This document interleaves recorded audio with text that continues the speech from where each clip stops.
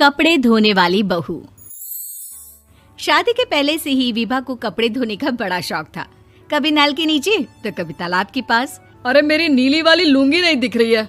विभा की अम्मा, कहाँ रखी है लुंगी? अरे वो तो विभा ने परसों ही धोकर रखी थी आपकी अलमारी में, देखो वहीं होगी। वो ना मैंने आज धो दी, मुझे लगा कि गंदी हो गई होगी। अरे कैसे गंदी हो गई थी? उसे तो मैंने पहना भी नहीं। हे भगवान, इस लड़की के कपड़े धोने की आदत से परेशान हो गया हूँ मैं। जितना तो घर में राशन नहीं आता, उससे कहीं ज्यादा डिटर्जेंट पाउडर का खर्चा है। इसकी शादी करवा दो, शादी जाए अपने घर में ही करे काम, फिर चाहे घर के कपड़े धोने हो या पूरे गांव के। हाँ ठीक बोल रही हूँ, देखता हूँ मैं कोई लड़का। वो दिन भी आ जाता है जब विभा को देखने लड़के वाले आ जाते हैं। लड़की मुझे अच्छी लगी। होने वाली सास कहती है, बेटी अगर कुछ पूछना है तो पूछ लो। वैसे तो हमारी लड़की बहुत ही शर्मीली है, जो बोल दो वो मान लेती है, इसे क्या पूछना होगा। अरे कैसी बात कर रही हो माँ, मुझे इन लोगों के घर रहना है, सवाल तो कई है। हाँ हाँ बेटा, पूछ लो ना, क्या पूछना है। आप लोगों के घर कपड़े कौन धोता है? सास का मुंह बन जाता है। देखो, अगर तुम ये कहना चाहती हो कि तुम्हें कपड़े धोने नहीं आते तो सुन लो, कपड़े मैं ही धोती हूँ, लेकिन तुम्हारे आ जाने के बाद मैं रुमाल तक नहीं धोऊंगी। अरे चुप रहना भाग्यवान, बहू बेचारी घर आई नहीं, उसे डराना शुरू कर दिया। वो क्या है ना बिटिया, अभी तक तो ये कल्लू की माँ ही धोती थी, लेकिन अब तुम्हारे पापा तो दहेज में वॉशिंग मशीन देंगे ही। तभी विभा की माँ बोल पड़ती है, सवाल भी पूछा तो क्या। वैसे भाई साहब, मशीन की तो फिर भी कपड़े धोने की कैपेसिटी होती है। मतलब जो बिटिया दे रहे हैं ना विभा, इसे कपड़े धोने का बहुत शौक है। ये आप लोगों के क्या, आस पड़ोस गांव मोहल्ले सबके कपड़े धो दे और उफ तक ना करे। बाहर देखा नहीं आपने कितने कपड़े सूख रहे हैं? सब हमारी बिटिया ने ही तो धोए हैं। बस भी करो ना माँ, शर्म आ रही इतनी तारीफ सुनकर। और तो और एक दाग निकाल कर दिखाओ तो मान जाऊं। हाँ अच्छा, माफ करना बेटा, मैंने गलत समझा। हमें तो रिश्ता बहुत पसंद है। और ऐसे जुड़ जाता है रिश्ता कपड़े धोने का शौक रखने वाली विभा का। उसकी शादी हो जाती है कोयला फैक्ट्री में काम करने वाले कल्लू के साथ। शादी के बाद अचानक विभा चिल्लाती हुई सास के पास आती है। सासू माँ, अरे सासू माँ कहाँ है आप?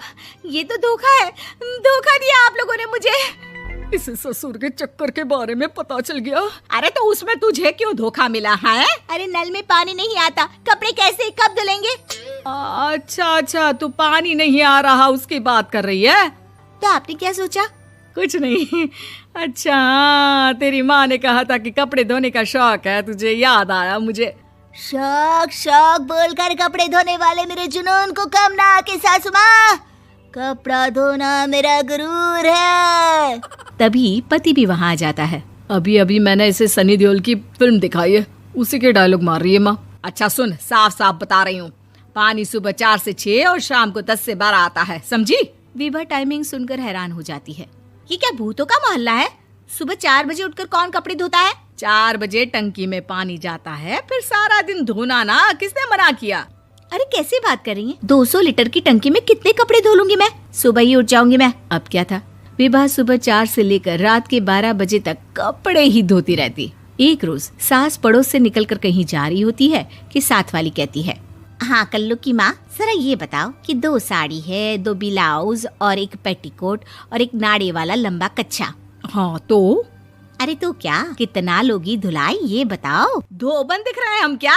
हमारे पति सरकारी नौकरी से अभी रिटायर हुए हैं और बेटा सुपरवाइजर है कोयला फैक्ट्री में। धोबन समझ रखा है हमें? हाय रे कल्लू की अम्मा, माफ कर दो, वो तो मोहल्ले में यही सब बता रहे थे कि तुमने बहू को कपड़ा धुलवाने के काम में लगा दिया है। सास को पड़ोसन की बात सुनकर गुस्सा आ जाता है। वो घर पहुंचती है जहां घर के बाहर ही इतने सारे कपड़े सूख रहे होते हैं जितने कि किसी धोबन के घर पर। अरे ओ कल्लू की दुल्हन, बाहर निकल।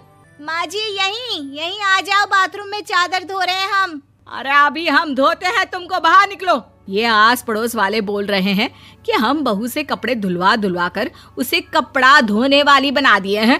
अरे छोड़ो ना माँ जी, किन लोगों की बातों में आती हो? आस पास के लोगों का तो काम ही होता है कि वो किसी तरह सास बहू को लड़ा दे। बहू सारे घर के कपड़े धोती है, ये क्या कम है? बोलिए। सास को भी लग जाता है कि वो बहू का ये सनकीपन नहीं छुड़वा सकती, इससे अच्छा है कि खुद ही चुप हो जाए। एक रोज सास और बहू मंदिर जाते हैं, जहाँ सास की साड़ी वहाँ खड़ी भीख मांगने वाली से मिलती है। माँ जी क्या बात है, आपकी साड़ी उस भिखारन से कितनी मिल रही है ना? हाँ हाँ, देखो तो दोनों की साड़ी मिल रही है। क्या बात है कल्लू की अम्मा, तुम खुद को तो अफसर की बीवी बताती हो और ऐसी सिंपल सी प्लेन साड़ी पहनकर घूमती हो। सिंपल और प्लेन नहीं है ये साड़ी। तो क्या सोने के धागे से फूल बने हैं? कुछ भी सासू माँ, कुछ भी। हाँ, बने थे इस साड़ी में सोने के धागे से फूल। मेरे पति लेकर आए थे मद्रास से स्पेशली मेरे लिए 10,000 की। ताहे भाई साहब इस भिखारन के लिए भी सेम टू सेम साड़ी लेकर आए होंगे 10,000 की। सास उस वक्त कुछ नहीं कहती, लेकिन बहू के साथ घर आती है और अलमारी से एल्बम निकाल कर लाती है। ये साड़ी देख रही है, ये वही साड़ी है जिसे मैंने अभी पहना था। इस साड़ी में ये जो चमकदार फूल दिख रहे हैं ना, ये सोने के धागों से काढ़े गए हैं। लेकिन तू लोकल वॉशिंग मशीन ब्रश से घिस घिस कर सारे फूलों को निकाल कर साड़ी प्लेन कर दी। मुझे माफ कर दीजिए सासू माँ। और तो और, जब मैंने तुझे तेरी गलती के लिए कुछ नहीं कहा, लेकिन तूने तो सबके सामने मेरा मजाक ही बना दिया। क्यों? बहू को समझ में आ जाता है कि अब से उसका कपड़े धोना